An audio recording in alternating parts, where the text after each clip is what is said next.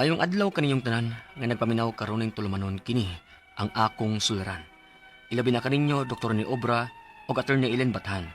Ingon man sa mga artista nga maghatag kinabuhi ning akong suwat suliran. Ako si Manuel, 32 anyos, nagpuyo sa Liloan, Cebu. Punto legal kining akong suliran. Aron iyong sabtan, sugdon ako sa diyang nasakpan ko sa akong uyab nga nagbinuang ko niya.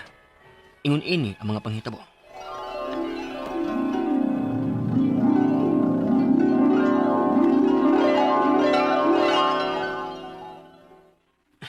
Hayop ka, makakon ka!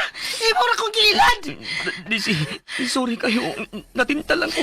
Pwes, magkalimtanay na lang ta, kay makigbuwag na ko nimo!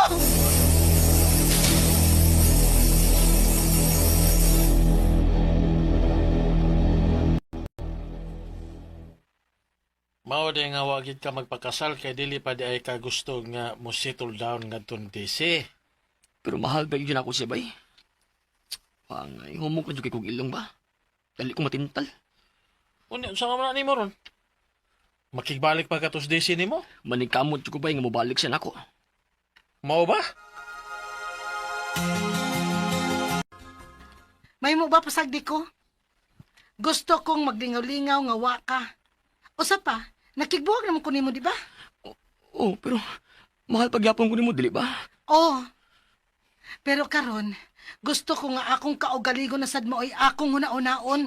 Disi, Mao mahimo ba? Undangin na gud ko. dili, Disi. Dili ko mo undang hantod nga, dili ka mo balik na ako. Oh, nakasa ko ni mo. Pero gimahayan na to na ako. Ug mahal kayo, tika. Kung andam mo magpaabot ni mo. Manuel, resulta na. Mauna, parihas lang mus imong amahan. Ako no, di gyud ko makablame ni Daisy kung nganong gibuwagan ka ay. Babaidor ka man. Wa ka gyud kalainan sa imong amahan da. Mamasadoy. Oo, nga naman, di tinuod. Suma. Kapila man gyud ka makakita na kong muhilak. Pero bisag kapila pa ko mihilak, aw resulta gihapon. Suma, pila man ka buok imo igsuon sa kawas. Ma, Nahibaw ko natandog ang imong garbo kay nakita manggod nimo ron nga okis DC bisag wa na mo. Nalingaw siyag travel bisag siyang usa. Kay sa lakdod nga pagkaistorya, dili nimo madawat nga okay ang iyang life karon. Nga wa na mo. Ug ikaw dili. lain na sa ring manulti ba eh. Mangunay man ka. Ayon sa man di man ni unay ako. Prangka-prangka lang ba? Naun sa kabahiya. Abi pa lang, dili ko tinuod nga higala nimo. Oo, lagi. Pero ako ba, nanikamot biya ko ron, aron makabawi ko niya. May nalagi untag makigbalik pa siya nimo.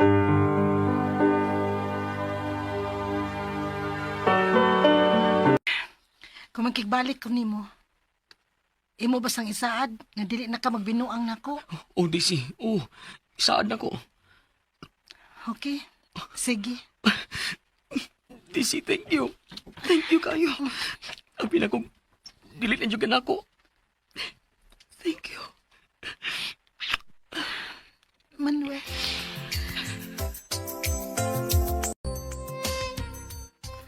Magdus ka? oh Manuel, pila namang good ka adlaw nga delayed ko. Og nagpa-pregnancy test jud ko. Og positive. Maamahan ako! Yes! Yes! Pasalamat kang gihatagan pa kag chance ni Daisy. Mao lagi, ma. Maong karon, pamawi na jud ko niya, ma. Ug isaad na ko nga magtinarong na jud ko. Ilabi na ron nga. Doon na ko'y umaabot nga anak. Kana, maog yun na husto do.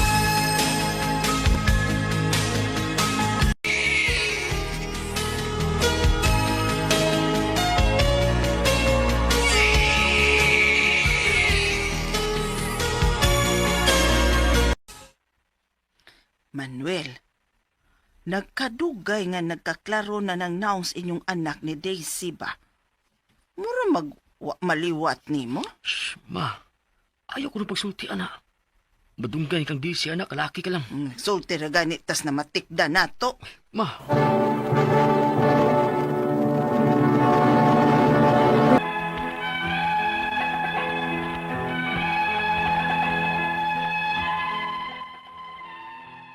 usahay, makunahon na ako sa gisulti ni mama.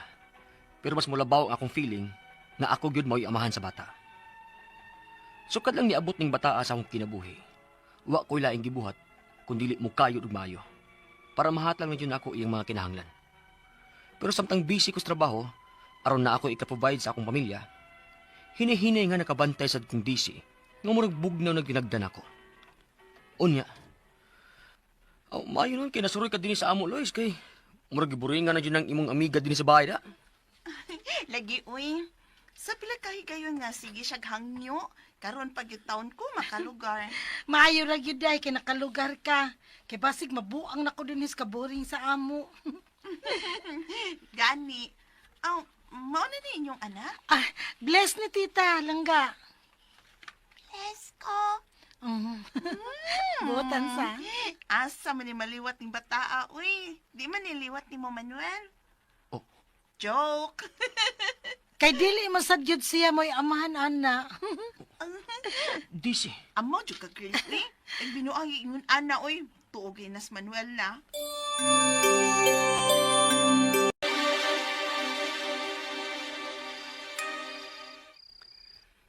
mahimo magstorya una ta. Dili pwedeng ugma na lang. Duka na kay ko. Ang imong joke ganina. Dili maayo para nako. Hala no. Joke ra gani. Kasensitive sad nimo uy. Gusto na akong klaruhon, DC. Kay wa ta magduwa-duwa din eh. Aw. Maayo hinuon. Sige na matuog na ko kay duka na jud kay ko.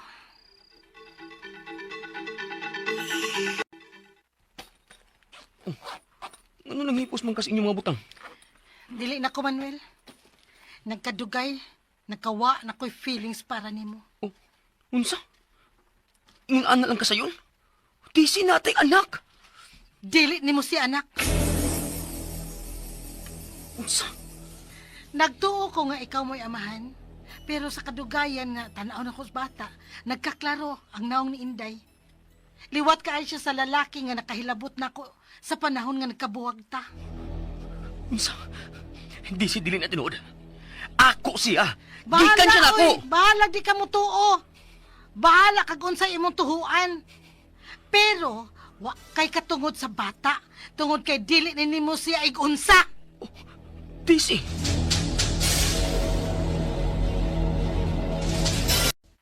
Unsa? Kinuo ko. Daan pagyud lagi ko. Ma, dili ma.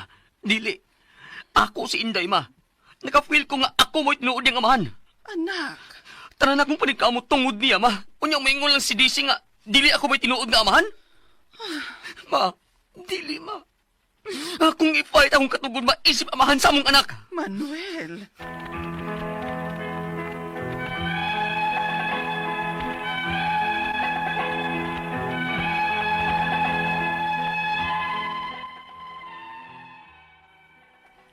Sakit kayo hunahon nga kung pananglit tinuod man gani nga dili nako anak ang among anak ni Daisy. Ang ako mga pangutana mao kining mosunod. Unang pangutana. Nipirma ko isip amahan sa birth sa anak namo ni Daisy pagkatao niya. Pananglit dili gyud nako anak ang bata.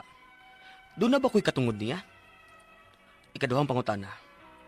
Pila man kahay magasto kung ipa-DNA namo ang bata aron sa pagmatuod kung kinsa gyud ang biological father niya. Maka-request ba ko ni Daisy nga siya mao'y mo gasto sa DNA? Kay siya man mao'y ni insist nga dili nako anak ang among anak. Ug kung magmagahi man siya, unsa may katungod nako samtang dili pa mapamatud-an nga anak siya sa lain, nga ako man mao'y nakabutang isip amahan sa birth sa among anak. Ikatulong pangutana. Pananglit, mapamatud-an nga dili jud nako anak ang bata kung ma-DNA man. Unsa man nga kaso ang pwedeng atubangon ni Daisy? Valid to excuse kaha ang iyang rason pananglit mo ingon siya nga diha ra siya makabantay nga nagkadako ng bata ug diha pa niya maklaro ang naong nga dili liwat nako. Ikaw pat o katapusang pangutana. Pananglit Mapamatud-an yun nga dili gyud ako anak ang bata. Unsa may pwede na akong ipasaka nga kaso niya, especially nga wa gid ko magkuwang og suporta sa bata. Sakit hunaw naon.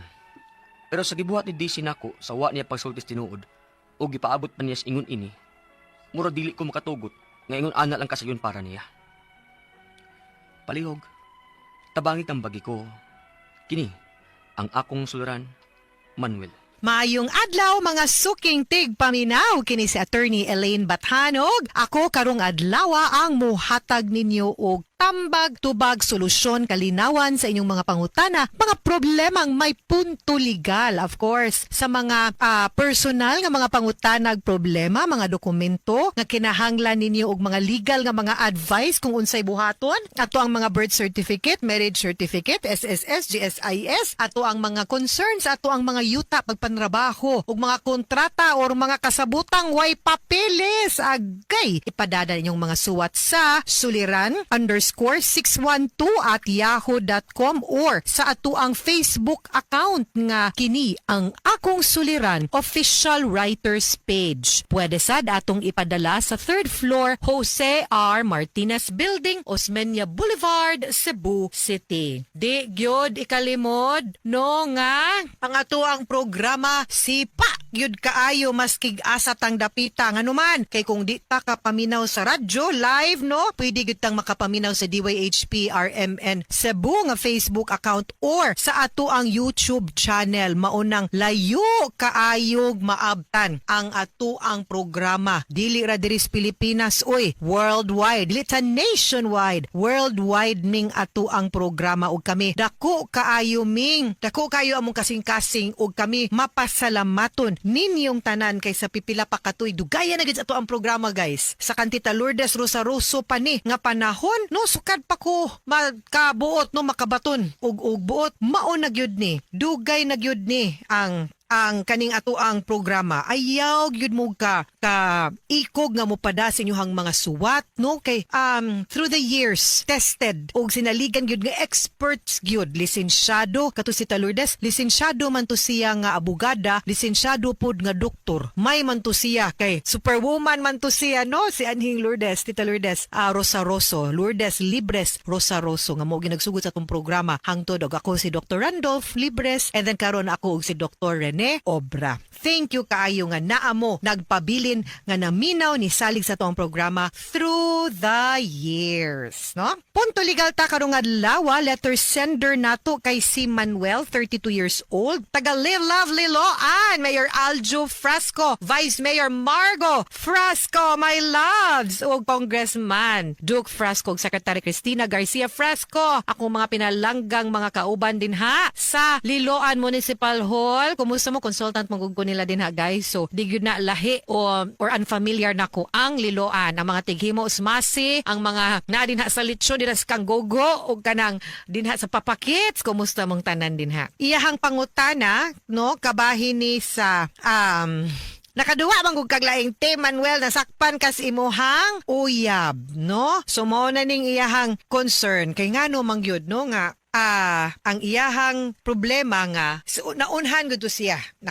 dili naunhan katong sa ato ang drama atong nasabtan nga nasakpan siya nay lain pero ang problema karon nga base na ang iyang anak dili daw iya agoy mo nay pangutana nila kinsa jud kaning anak ni Daisy si Daisy gid makatubag ani. Unang pangutana ni pirma ko isip amahan sa birth sa anak namo ni Daisy pagkataon niya pananglit dili gyud nako anak ang bata do na ba koy katungod niya. Okay baylo kung pananglitan di gyud nimo ipatangtang ang iluhon nga ginikanan ana kung kinsa ang nakabutang sa birth certificate sa bata. Kaya ang kanang mga detalye sa birth certificate sa bata or sa usa ka tawo nato mo man na ang ato ang basihan kinsay atong mama, kinsay atong papa, kanus ata gipanganak, unsang orasa, pilay gibog ato nato ug asa sad ta na tawo. Minyo ba ato ang ginikanan or dili kanang mga ingon ana maunay mo kumpleto sa ato ang pagkatao the moment that we are born, no? So kung unsay nakabutang didto mao toy ilhon unless ma-impugn or ma-question ug atong mapatangtang ang detalye nga dili mao or dili tinuod. Kung ugalin man may tagdi lang, may tag-imo lang yun na. Kung dili gyud ikaw ang amahan anang anak ninyo ni Daisy, then you will have to show proof like a DNA test no?